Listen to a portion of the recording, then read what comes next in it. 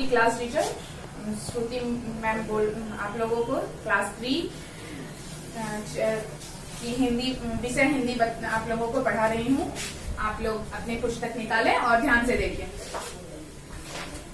आपके पुस्तक का नाम झरना है और आपको पहला चैप्टर पहला अध्याय जो है वो आपका है सारा जहां तुम्हारा। ठीक है, आपको ये विषय भी यहाँ पे बतलाती हूँ। हिंदी है, फर्स्ट चैप्टर फर्स्ट अभ्यास सारा जहां तुम्हारा, पेज नंबर 9 से 11 तक है। अब इस कविता को आप लोग पढ़ें मेरे साथ। चाह अगर है कुछ करने की फिर घबराना छोड़ दो, मंजिल पाने की बस सोचो कदम वहीं पर मोड़ दो। मन में ठान लिया हो घर तो कोई डिगा नहीं सकता, चाहे बाधाएं हो कितनी कोई हिला नहीं सकता। सत्य ही हथियार तुम्हारा, मेहनत एक सहारा है, नहीं किसी से डरो कभी तुम सारा जहां तुम्हारा है। जिनको मंजिल को है पाना वे चुप बैठ नहीं सकते, अपने सपने सच करने की जिद वे छोड़ नहीं सकते। वक्त अभी है कुछ करने का, मत इसको बर्बाद करो, जीत है केवल लक्ष्य तुम्हारा, उस पर ही बस ध्यान धरो। अब इस कविता का अर्थ मैं समझा दूं आप लोगों को। अगर आपको अपने लक्ष्य को प्राप्त करना है तो आपको किसी से भी घबराने की आवश्यकता नहीं है। मंजिल पाना है, अपने लक्ष्य को प्राप्त करना है तो बस उस ओर आप अपना कदम बढ़ाएं और मन में ये ठान ले कि मुझे अपने लक्ष्य को प्राप्त करना है और मैं उसे किसी भी हाल में प्राप्त करके ही रहूंगा। इस लक्ष्य को अपने ध्यान में रखते हुए आगे की तरफ बढ़ें, अपने कदम को बढ़ाएं। मन में ठान लिया होगा तो कोई डिगा नहीं सकता। अगर आपने मन में ठाना है कि मुझे अपने लक्ष्य को प्राप्त करना है तो आपको अपने लक्ष्य से कोई डिगा नहीं सकता, कोई हिला नहीं सकता। आप अपने लक्ष्य को प्राप्त करके ही बैठेंगे, चाहे बाधाएं हो कितनी कोई हिला नहीं सकता। आपको कोई भी कभी भी किसी बाधाएं अगर कभी भी आए तो आपको अपने लक्ष्य से कोई हिला नहीं सकता। अपने लक्ष्य को इतना मजबूत आपको रखना है। सत्य ही हथियार तुम्हारा, मेहनत एक सहारा है। आपका सत्य जो है ये अस्त्र है अपने लक्ष्य को प्राप्त करने का। नहीं किसी से डरो कभी तुम सारा जहां तुम्हारा है। आपको किसी से डरने की आवश्यकता नहीं है। ये सारा जहां आपका है और आप अपने लक्ष्य को प्राप्त करने के लिए जो कर सकते हैं, जैसे कर सकते हैं वैसे अपने लक्ष्य को प्राप्त करें। जिनको मंजिल को है पाना वे चुप बैठ नहीं सकते। अगर आपने अपने मन में ठान लिया है कि मुझे अपने मंजिल को अपने लक्ष्य को प्राप्त करना है तो आप चुप नहीं बैठ सकते हैं जब तक आप अपनी मंजिल को प्राप्त ना कर लें। अपने सपने सच करने की जिद वे छोड़ नहीं सकते। अगर आपने मन में ठाना है कि मुझे अपने लक्ष्य को प्राप्त करना है तो आप अपनी इस जिद को कभी भी छोड़ नहीं सकते जब तक आप अपनी लक्ष्य को प्राप्त ना कर लें। वक्त अभी है कुछ करने का, मत इसको बर्बाद करो। अभी आपके पास बहुत सारा समय है, बहुत सारा वक्त है। आप अपने लक्ष्य को प्राप्त कर सकते हैं। अभी आप विद्यार्थी हैं तो अगर आप चाहते हैं कि मैं डॉक्टर बनूं, इंजीनियर बनूं या फिर शिक्षक बनूं या फिर शिक्षिका बनूं तो आपको अपने इस लक्ष्य को प्राप्त करने के लिए मन से पढ़ाई करनी होगी, ध्यान से पढ़ाई करनी होगी। अगर आप चाह रहे हैं कि मैं अपने कक्षा में प्रथम आऊं तो इसके लिए आपको मेहनत करनी होगी। ऐसा नहीं कि आप टीवी देख के गेम खेल के अपना समय बर्बाद करें, ऐसा आपको नहीं करना है। आपको अपने लक्ष्य को प्राप्त करने के लिए मेहनत करनी होगी और जब तक आप मेहनत नहीं करेंगे तब तक आपको सफलता प्राप्त नहीं हो सकती है। इसलिए आपके पास अभी बहुत सारा समय है। आप अपने वक्त को अपने पढ़ाई पे दें और सफलता को प्राप्त करें। जीत है केवल लक्ष्य तुम्हारा, उस पर ही ध्यान धरो। आपका लक्ष्य है कि मैं जीतूं, मैं प्रथम आऊं अपनी कक्षा में, मैं डॉक्टर, इंजीनियर, शिक्षक या शिक्षिकाएं बनूं। तो आप अपने लक्ष्य पर ध्यान दें। बस यही आपका लक्ष्य होना चाहिए कि मुझे जीतना है, किसी भी हालत में मुझे जीतना है, अपने लक्ष्य को प्राप्त करना और आप अपने लक्ष्य को प्राप्त करें। चलिए, ये कविता का अर्थ पूर्ण हुआ। अब आपको इन्हें जानिए, पेज नंबर 10 में है। इन्हें जानिए। चाह का अर्थ होता है इच्छा, जहां इसका अर्थ होता है दुनिया। कदम इसका अर्थ होता है पैर और मंजिल का अर्थ होता है लक्ष्य। पैर, हथियार का अर्थ होता है अस्त्र, और बाधाएं का अर्थ होता है रुकावटें। तो इस शब्दार्थ को आप याद कर लें। अब हम अभ्यास में चलेंगे। क नंबर में है बहुवैकल्पिक प्रश्न। तो आपको ये समझना है इसका सही अर्थ क्या होगा। आपको मैं अभी बता चुकी हूँ कविता में क्या होगा सही। इसमें आपको वैकल्पिक प्रश्न दिया हुआ है, इसका सही उत्तर क्या होगा ये समझिए। कुछ करने वालों को क्या छोड़ देना चाहिए। अभी आप कविता में पढ़े हैं, समझे हैं। चाह अगर है कुछ करने की तो फिर घबराना छोड़ दें। हमें अगर लक्ष्य को प्राप्त करना है तो हमें घबराना छोड़ना चाहिए।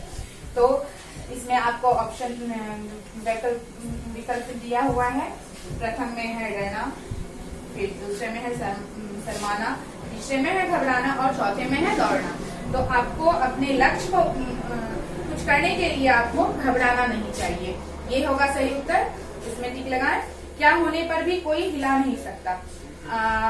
बाधाएं, पर्वत, नदी, कठिनाइयां, ये आपको 4 वैकल्प दिए हुए हैं।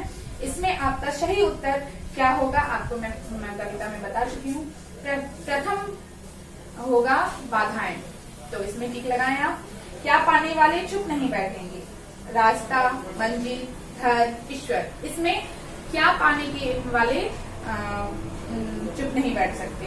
तो इसमें दूसरा नंबर उत्तर होगा मंजिल। मंजिल पाने वाले चुप नहीं बैठ सकते जब तक वो अपनी मंजिल को प्राप्त न करें। चौथा नंबर हमारा क्या लक्ष्य होना चाहिए। इसमें आपको इसमें भी वैकल्प दिया हुआ है। सत्य, प्रेम, जीत और हार। इसमें आपको क्या प्राप्त करना है। लक्ष्य प्राप्त करने के लिए हमारा क्या लक्ष्य होना चाहिए। हमारा लक्ष्य होना चाहिए जीत। अपने लक्ष्य को प्राप्त करने के लिए हमेशा जीत होना चाहिए। चलिए, ये आपका बहुवैकल्पिक प्रश्न का उत्तर हो चुका है, मैं बता चुकी हूँ। आप इसे नोट कर लें। अब ख नंबर में है बताइए। इन प्रश्नों के उत्तर देने होंगे। तो 1 नंबर में है कविता के आधार पर बताइए। प्रश्न आप अपनी उत्तर पुस्तिका में लिख लें और इसका उत्तर भी लिख लें।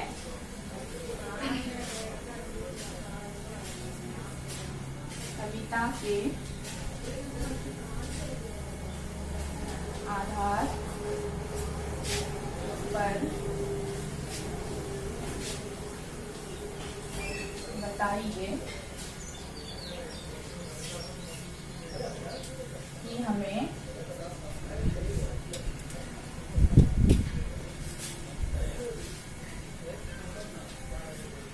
क्या सोचना चाहिए।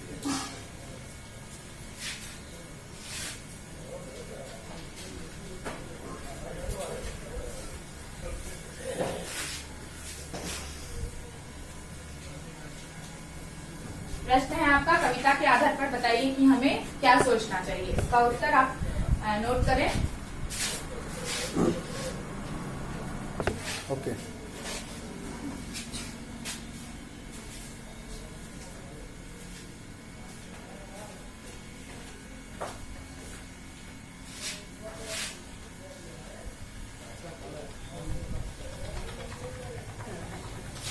कविता के आधार पर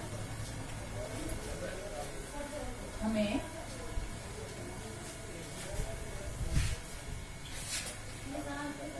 मंजिल पाने की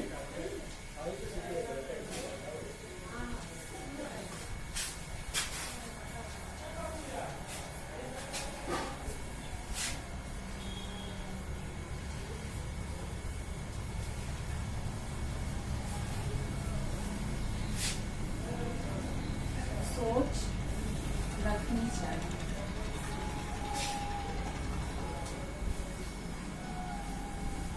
तो आप देखिए, इस प्रश्न का उत्तर है कविता के आधार पर हमें मंजिल पाने की सोच रखनी चाहिए। अब प्रश्न ये आप अपनी पुस्तिका में नोट कर लें। प्रश्न नंबर 2 आपका प्रश्न नंबर 2 है कविता में किसे हथियार बताया गया है। नोट करें। कविता में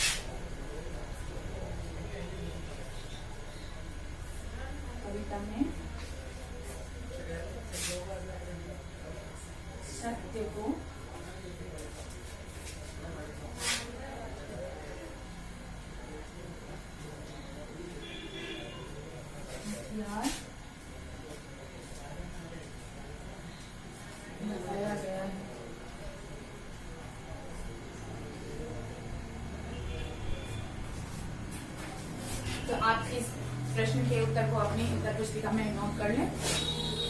आज का आपका होमवर्क है, दे रही हूँ, ये आप लोग नोट कर लें। मैं इसे अब मिटा रही हूँ।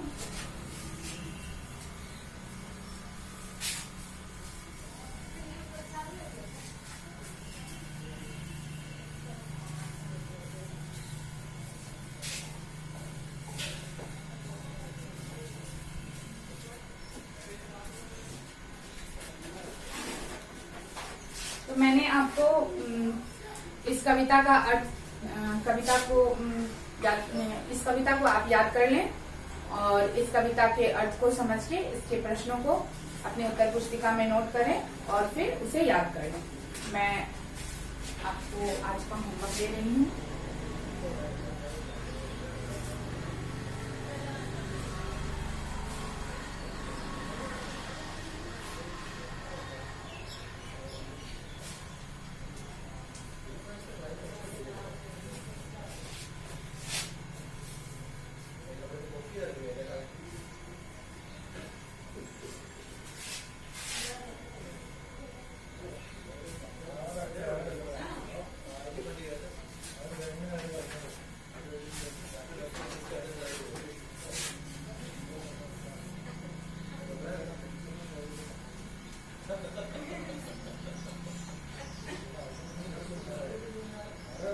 कविता को याद करें, पहले ये आपका होमवर्क है।